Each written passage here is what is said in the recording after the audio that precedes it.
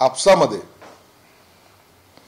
फोडाफाडी करायचं नाही किंवा पक्षात घ्यायचं नाही, परंतु तरी नगरमध्ये काही लोकांना जो पैशाची मस्ती आलेली आहे त्याच्या जोरावर त्यांनी फोडाफाडी केलेली आहे। याची गांभीर्याने आम्ही दखल तर घेतलेलीच आहे, परंतु याचा सर्व अहवाल आम्ही माननीय एकनाथ शिंदे साहेबांना देणार आहोत। अशा पद्धतीने जर पक्षाच्या अंतर्गत किंवा महायुतीच्या अंतर्गत अशा कुरबुरी सुरू राहिल्या तर त्याचा परिणाम हा सगळ्यालाच भोगावा लागेल, हे स्पष्टपणे मी या ठिकाणी सांगतोय। का करतात, कशासाठी करतायत, वर्चस्व सिद्ध करायला जर मग आम्ही जर एखादा पाऊल उचललं मग त्याचं वाईट वाटून घेऊ नका, म्हणून ही सुरुवात त्यांनी केलेली आहे, परंतु आताही आम्ही संयम राखलेला आहे। मला वाटतं हा संयम जास्त काळ टिकणार सुद्धा नाही। याचा सर्व निर्णय एकनाथ शिंदे साहेब घेतील, परंतु एक मर्यादा असते। दरवेळेला चुकी करायची आणि त्याच्यावर पांघरून घालायचं, मला वाटतं ही नीती बरोबर नाहीये। निश्चित नाराजी वाढते, कार्यकर्त्यामध्ये संभ्रम निर्माण होतो। कोणत्या खुशीने काय गेला तो नगराध्यक्षाचा उमेदवार, काय दबाव होता त्याच्यावर? गंगापूरमध्ये, वैजापूरमध्ये काय चालू आहे, रत्नापूरमध्ये काय चालू आहे, आणि हे सगळी ठिकाणी जर असं चालूत असेल तर मग महायुती म्हणून आपलं रोल काय? म्हणून हे थांबलं पाहिजे, हे माझं स्पष्ट मत आहे। थांबवा। ह्या एका इलेक्शनचा परिणाम दुसऱ्या इलेक्शनवर, लागोलाग येणाऱ्या इलेक्शनवर होऊ शकतो। जिल्हा परिषद आहेत, महानगरपालिका आहेत, मग हे पूर्वतयारी मग प्रत्येक पक्ष असा करायला लागला की याचे फोडायचे आणि त्याचे फोडायचे, तर मग महायुती हे मध्ये आपल्याला निवडणुका लढवता येणार नाहीत, आणि याची जाणीव त्यांनी वरिष्ठांनी त्यांना करून दिली पाहिजे। जशाच तसं म्हणण्यापेक्षा कोणत्याही गोष्टीला ऍक्शनला रिॲक्शन ही असतेच, आणि म्हणून आता ह्या रिॲक्शन कशा द्यायच्या किंवा काय द्यायचा याचा निर्णय हे एकनाथ शिंदे साहेब, देवेंद्र फडणवीस साहेबांनी, अजितदादांनी घेतला पाहिजे। रोज सकाळी उठल्यानंतर यांनी याचे कोण फोडले आणि त्यांनी त्याचे कोण फोडले यावर किती वेळ चर्चा करायची? प्रचार करायचा आहे का या फोडाफोडीचं राजकारण करायचं, हे एकदा ठरलं पाहिजे ना। यावर उत्तर म्हणून बावनकुळे असं म्हणाले की शिवसेनेचा कार्यकर्ता भाजपात, भाजपाचा कार्यकर्ता शिवसेनेत जात आहे, आमचे कार्यकर्ते शिवसेनेमध्ये गेलेले आहेत, ऑप्शन लोक शोधत असतात। लोक ऑप्शन शोधत असतात याचा अर्थ प्रवेश देणे असा होत नाही। बावनकुळेंना सुद्धा माहिती आहे की काय ठरलंय, मी हे जबाबदारीने बोलतोय। मग जर अशा पद्धतीने वाटच्यामुळे पक्ष वाढतोय किंवा आणखीन काय होतंय तर तुम्हाला लखलाभ, आम्ही तुमच्याकडून संयम नावाचे जो काय गृहपाठ शिकलेलो आहे तो संयम आम्ही पाळतोय। तुम्ही काल आठवण करून दिली होती की एकनाथ शिंदे आणि फडणवीसांची सगळी चर्चा झाली, सगळं ठरलंय, तुम्ही बोलत नाही, 4 तासाने नगराध्यक्षांचा प्रवेश होतो, त्याच्या आधी हेच तर वाईट आहे ना। मी जे काल सांगितलं की शिंदे साहेबांची, देवेंद्र फडणवीस साहेबांची चर्चा झालेली आहे, त्यांच्यात कोणतेही मतभेद नाहीत, त्यांच्यात कोणताही रुसवा फुगवा नाहीत, आणि त्यांनी ठरवलेल्याप्रमाणे आम्ही कोणत्याही भाजपच्या कार्यकर्त्याला पक्षात प्रवेश देत नाहीत। मग भाजपच्या कार्यकर्त्यांनी असे उमेदवार फोडणं किंवा पदाधिकारी फोडणं हे कितपत योग्य आहे? मग ह्याच्या एखादा जर मग आम्ही घेतला किंवा एखाद्या तालुका लेवलला एखाद्या कार्यकर्त्याला घेतलं तर मग त्याचं वाईट वाटून घेऊ नये। चर्चा झाली असताना जाणीवपूर्वक हे सगळं होतंय। आता जाणीवपूर्वक होतोय की काही स्थानिक कार्यकर्त्याची मस्ती आहे, हे एकदा पाहावं लागेल। राज्याच्या तिजोरीवरून एकमेकांकडे बोट दाखवणं सुरू आहे, म्हणजे एकमेकांवर बोलणं सुरू आहे। चंद्रकांत म्हणाले की तिजोरी कुणाकडे असू द्या, चाव्या कुणाकडे असू द्या, मालक मात्र आपलाच आहे, आणि दुसरीकडे गटाचे नेते असं म्हणतात की तिजोरीचे मालक आपले, तिजोरीची चावी आपल्याकडे। आता अजितदादा अर्थमंत्री असल्यामुळं निश्चितच त्यांना अधिकार आहेत, परंतु मुख्यमंत्री हे मुख्यमंत्री असतात। मुख्यमंत्र्याला सर्वापेक्षा जास्त सर्व अधिकार हे त्यांच्याकडे असतात, हे निर्विवाद आहे, नाकारता येत नाही। परंतु तिजोरीच्या चाव्या कुणाकडेही जरी असल्या, कोणीही मालक असलं तरी खर्च कसा करायचा हे सर्वांवर ठरलं जातं। म्हणून चावी एकीकडे आहे, मालक एक आहेत आणि ठरवणाऱ्यामध्ये आम्ही एक सुद्धा आहोत. म्हणून ठरवताना सगळ्याला बरोबर घेऊनच हे गाडा चालवावा लागतो, एवढं मात्र निश्चित आहे. पण मागच्या वेळेस तिजोरीवरूनच सगळं हे वादळ झालं होतं, तुम्ही बाहेर पडले होते पहिला आरोप करून. आता एकडे तिजोरीची चावी एकाकडे काय आहे, दुसरीकडे मालक आहे आणि तुमच्याकडे काय आहे, तुमची काय तुम्हाला काय? त्या तिजोरीमधून आम्हाला जे काही आमच्यासाठी जे काही घ्यायचं असतं तर आम्ही घेत असतो. आमच्या विकासाच्या येतं कुठेही खुंटी बसत नाही किंवा आमच्या विकासाच्या आड कोणी येऊ शकत नाही, एवढं मात्र निश्चित आहे. आम्हाला ज्या दिवशी निधी कमी पडेल त्या दिवशी यावर आम्ही भाष्य करू. आज पवारांचं अजून एक असंच विधान आहे. काल ते म्हणाले की मी माझ्या भागात विकास करून दाखवला म्हणून बोलतोय, बाकीचे शहर आणि नेते विचार होते. हे मला वाटतं बारामती पुरतं त्यांनी बोललं असावं. बाकीच्या नेते कोणी काही काम करतच नाही, कोणाला काही जमतच नाही, कोणी त्यांच्या भागात नेतृत्व करतच नाहीत असं नसतं.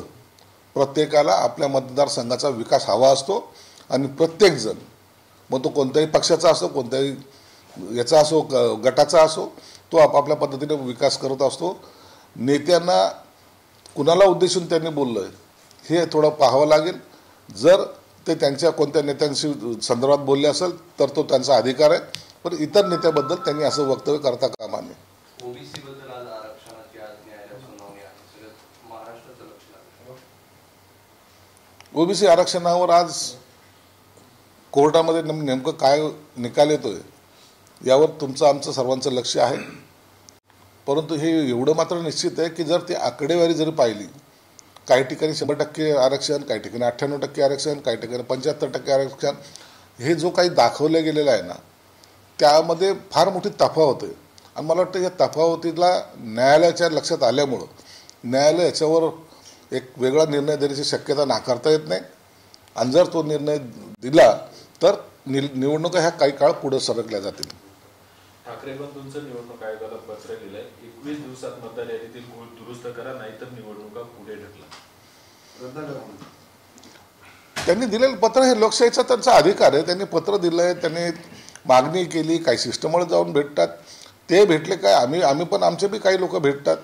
ज्या ज्या निवडणुकीमध्ये निवडणूक घेताना ज्या काही त्रुटी असतात त्या दूर झाल्या पाहिजे हे प्रत्येक पक्षाचं म्हणणं असतं. म्हणून त्यांनी काहीतरी वेगळं सांगितलंय असं समजण्याचं काहीच कारण नाही आहे. जर त्रुटी असतील तर निवडणूक आयोगाने त्या दुरुस्त केल्या पाहिजेत, ही त्यांचा पार्ट ऑफ ड्युटी आहे. म्हणून वेगळं त्यांनी काही धमकवलं किंवा त्यांच्या याच्यामुळं काही निवडणूक आयोग घाबरला असं नाही, तर तो त्यांचा ड्युटीचा पार्ट आहे. त्यांनी त्यांचं जे निवेदन आहे ते स्वीकारून योग्य तो निर्णयसुद्धा घेतला पाहिजे आणि जर चुका असेल तर त्या दुरुस्तही केल्या पाहिजे. याला कुणाची हरकत असण्याचं काही कारण नाही. तुम्ही आणि तुमची शिवसेना आणि भाजप हे दोघंही घराण्याशिवाय सारखं बोट दाखवत असतात, पण बदलापूर नगरपालिकेमध्ये एकाच कुटुंबातले 6 जण मैदानात आहेत.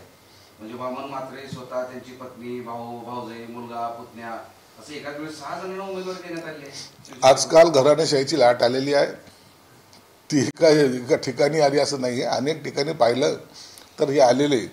परंतु लोकशाहीमध्ये जर कॉन्फिडन्स असेल आणि लोक जर तुमच्या पाठीशी असेल तर तुम्हाला ते स्वीकारतील, नसता नाकारतील.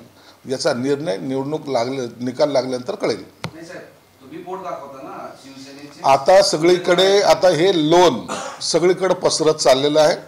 कुणालाही नावं ठेवण्यात काहीही अर्थ नाही आहे. प्रत्येकजण आपल्या सोयीनुसार राजकारण करतोय आणि म्हणून आता जनतेने त्यांना कसं स्वीकारायचं का नाकारायचं हे त्यांनी ठरवलं पाहिजे. अधिकाऱ्यांच्या खुर्चीच्या बाजूला बसून अंबरनाथ नगर परिषदेमध्ये मतदार याद्या तयार करण्यात आल्याचा गंभीर आरोप भाजप प्रदेशाध्यक्ष रवींद्र चव्हाण यांनी केलाय. आज ते अंबरनाथमध्ये देखील जाणार आहेत, पदाधिकाऱ्यांची भेट घेत आहेत. चांगली गोष्ट आहे ना, भेट घ्या, परंतु असे आरोप प्रत्यारोप का करता तुम्ही? निवडणूक ह्या याद्या बनवणं काही खेळ नाहीये, एक सिंगल कागद नाहीये. हा सर्व आराखडा जो आहे तर तुम्हाला सुद्धा गुप्तपणे ठेवावा लागतो आणि असा कोणताही अधिकारी या तुम्हाला याद्या कशा पाहिजे ते सांगा असं म्हणत नसतो. म्हणून जर असा आक्षेप असेल तर निश्चित त्याची चौकशी झाली पाहिजे. सरकार आपलं आहे. रुपाली चाकणकर असे म्हणाले की मत तुमचं मात्र निधी आमचा असेल, राज्यात आपली सत्ता असून तिजोरीच्या चाव्या आपल्याच हातात आहे. आता सगळेच महाभाग असे म्हणायला लागले तर त्याला काय करावं? प्रत्येकाच्या हातातच तिजोरी चावी आहे. जनतेच्या हातात काय फक्त कटोरा आहे का? अहो, ते जनतेचे पैसे आहेत, आपण त्याचे रखवालदार आहोत. आपल्याकडं वॉचमॅनकी दिलेली आहे, आपल्याकडे तो अधिकार नाहीये. नसता हे पैसे आपण घरी घेऊन गेलो असतो. जनतेचा पैसा जनतेसाठी वापरा आणि त्यांना मालक म्हणा. मालक म्हणून सत्ता चालवणं सोपं नाहीये. अनेक हुकुमशहाचे राज्य गेलेत. आपण हुकुमशहा म्हणून नाहीत, आपण जनतेचे सेवक आहोत. या भावनेतून वागलं तर बरं राहील आणि असे स्टेटमेंट सर्वांनी केलं पाहिजेत. धनंजय मुंडेंना काल वाल्मिक कराडांची आठवण आली. असतं काय दोस्तीचं त्यांचा काही असेल मेलमिलाप, त्याबद्दल आम्ही काही भाष्य करणार नाही. बीडच्या राजकारणाचं एक गणितच वेगळं झालेलं आहे, समीकरणच वेगळं झालेलं आहे. बीडची बातमी पेपरला नाही आली तर आजकाल पेपर वाचल्यासारखं वाटत नाही. म्हणून बीड हे नेमकं कुणीकडे चाललंय हे तिथलच्या नेत्यांनी एकदा ठरवलं पाहिजे. कराड वाल्मिक कराडची आठवण आली, उद्या आणखीन कुणाची आठवण येईल? आठवण तुम्हाला आली, परंतु त्याचा परिणाम या उघडपण जर केल्यामुळं, तुम्ही बोलल्यामुळं हा काय होतो हे बीडची जनता जाणून आहे. कुणाल कामरानं RSS वर टीका केली, टी शर्टवर आक्षेपार्ह फोटो ट्विट करत टीका केली, त्यामुळे अजून वाद वाढण्याची शक्यता आहे. आता कुणाल कामराने केलेली टीका, आता त्याचं कोण स्वागत करेल कोण विरोध करेल हे त्यांनी ठरवावं. मुंबईमध्ये मनसेशिवाय महाविकास आघाडीला बहुमत मिळणं कठीण असल्याचं मत काही राजकीय विश्लेषकांचं म्हणणं आहे. मुंबईतल्या जवळपास 22 प्रभागामध्ये मनसेची ताकद आहे. मुंबईमध्ये प्रत्येक विभागामध्ये प्रभागामध्ये प्रत्येक पक्षाची थोडी ना काही ताकद असते आणि या सर्व ताकदी जर एकत्रित आल्या तर त्याचा उमेदवार विजयी होतो. हे साधं गणित आहे. मनसेची ताकद आहे, मग उबाटाची नाही का? मग उबाटाची आहे तर मग भाजपची नाही का? मग भाजपची आहे तर शिवसेनेची नाही का? काँग्रेसची नाही का? राष्ट्रवादीची नाही का? कमी जास्त प्रमाण होऊ शकतं, पण कोणीचं काहीच तिथं नाही हे म्हणणं किती धाडसाचं होईल.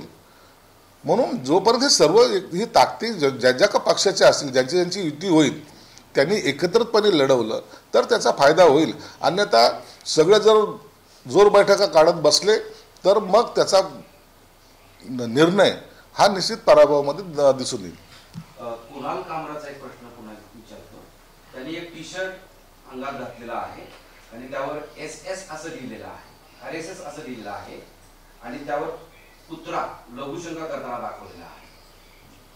आता याचा अर्थ काय घ्यायचा आहे हे त्या पक्षाच्या नेत्यांनी ठरवलं पाहिजे. गेल्या वेळेला त्यांनी मोदी साहेबांवरही अशी जहरीली टीका केली होती, शिंदे साहेबांवर केली होती, आम्ही त्याला प्रत्युत्तर दिलं. आता त्याची हिंमत एवढी वाढली, तो संघाच्या सुद्धा नेत्यांवर किंवा पक्षावर किंवा संघटनेवर या पद्धतीची टीका करतोय. याचं उत्तर आता भाजपने देण्याची आवश्यकता आहे. चला IITच्या नावात मुंबई नसणं हे चांगलंच आहे असं विधान जितेंद्र सिंह यांनी केलं. ते देशाचे माहिती व तंत्रज्ञान मंत्री आहे. आपण मुंबई करतो, मुंबईचं आपण नामांतर केलं आणि असं असताना हे बॉम्बेवरच खुश आहे. नाही, ते खुश असून चालणार नाही. ज्या शहराचं नामांतर झालंय त्या शहराच्या नामांतराचं नाव हे प्रत्येक गॅजेटमध्ये आलेलं आहे आणि गॅजेटमध्ये आलेलं नाव हे तुम्हाला वापरणं बंधनकारक आहे. मग ती संस्था असो, सरकारी असो, खाजगी असो का कोणती असो. म्हणून ज्यांना बॉम्बेचा पुळका आहे त्यांनी आता तो आग्रह सोडून दिला पाहिजे आणि जे नामांतर मोदी साहेबांच्या नेतृत्वामध्ये झालेलं आहे ते नाव तुम्हाला पुन्हा एकदा ते वापरावंच लागेल. मुंबईच्या नावाशी कुणीही तडजोड करणार नाही. पक्षांतरावरनं तुमचं आणि शिवसेनेचं सुरू असताना भाजपमध्येही सुरू आहे. त्यांचे एक आमदार आहेत जयस्वाल नावाचे, ते थेट म्हणतात की चंद्रशेखर बावनकुळे यांना महसूल अधिकाऱ्यांच्या अंगावर गाड्या घालणारे गुंड पक्षात पाहिजे, त्यांनाच त्यांना पदं द्यायची आहे. हे सगळं चालणार नाही, बावनकुळे सत्याग्रह करा इथपर्यंत बोलले. पक्षांमध्ये अनेक जर नवनवखी जर घेतले तर ते तपासून एकदा घेतले पाहिजेत. नसता नवीन आलेले काही हे डोक्यावर मिऱ्या वाटल्याशिवाय राहणार नाही, एवढं मात्र निश्चित असतं. आणि ह्या बाबतीचा स्टेटमेंट अनेकांनी केलेले आहेत. मग ते गडकरी असतील किंवा आणखीन इतर नेते असतील त्यांनी सर्वांनी याच्यावर स्टेटमेंट केलेले आहे. म्हणून कोणत्याही पक्षाने, फक्त भाजपच नाही इतर पक्षांनी सुद्धा याची दखल घेतली पाहिजे. अशा प्रवृत्तीचे लोक पक्षात घेणं हे पक्षासाठी घातक आहे. पण आता त्यांच्याच पक्षाचा आमदार करणं टोचतोय. आता त्यांच्या पक्षामध्ये तसं झालं असेल किंवा त्याला त्याची माहिती त्यांच्याकडे असेल म्हणून त्यांनी बावनकुळेला दिलेला सल्ला आहे. बरं, एकीकडे पुणे गैरव्यवहार जमीन प्रकरणात चौकशी होईल असं सगळं सांगतायत आणि पुन्हा पार्थ पवारच्या अमोडिया कंपनीला मुदतवाढ देण्याचा सुरू आहे. त्यांना याआधी सुद्धा मुदतवाढ दिली होती खुलासा करायचा, ती तारीख संपते, तेच त्यांनी पुन्हा महिनाभराची 15 दिवसाची मुदतवाढ मागितली. नाही, यावर आता वरिष्ठ पातळीवर निर्णय घेतलेला आहे. स्वतः मुख्यमंत्र्यांनी त्यावर कठोर कारवाई करू, त्याची चौकशी करू असं सांगितलेलं आहे. मला वाटतं त्याचे याबद्दलचं वक्तव्य ते केलं तेच उचित राहील. एक मुंबईशी रिलेटेड शेवटचा प्रश्न विचारतो. मालवणीमध्ये हिंदू आणि दलितांच्या घरावर हातोडा भाजप टाकतंय असा आरोप काँग्रेसने केलेला आहे. निवडणुकीच्या काळामध्ये दलित, मुस्लिम, परप्रांतीय, मराठी हे सगळे मुद्दे आता समोर येत राहतील आणि याचं काही लोक भांडवल करतील. परंतु मतदार आता हुशार झालेला आहे. मतदार योग्य त्या व्यक्तीलाच मतदान करेल. एक दुर्दैवी घटना आहे. पालघरमध्ये प्रसूती झालेल्या महिलेला रुग्णवाहिका चालकानं अर्ध्यावरच सोडून दिलं आणि माता आणि चिमुकली अक्षरशः रस्त्यावर पायपीट करत गेली. मोखाडाजवळची घटना. काही माजलेले लोक असतात ना, अशा लोकांचं एक तर त्याचं स्वतःचं ड्रायव्हिंग लायसन कॅन्सल केलं पाहिजे आणि ते जे काही त्याचं व्हॅन असेल किंवा ॲम्ब्युलन्स असेल त्याचासुद्धा परवाना रद्द केला पाहिजे.